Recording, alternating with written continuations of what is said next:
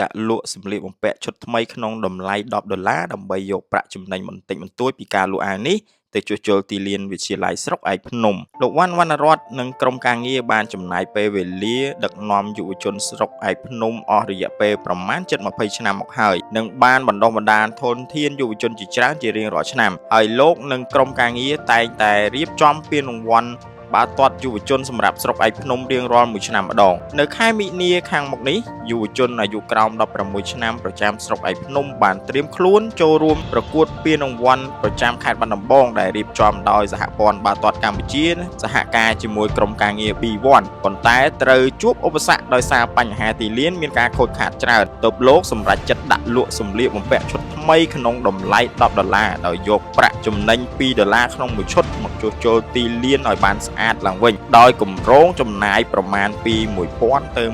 $1500លោកបន្តទៀតថាក្នុងស្ថានភាពលំបាកដូចបច្ចុប្បន្ននេះគាត់មិនហ៊ានហាមាត់សុំពីបងប្អូនដូចមុននោះទេ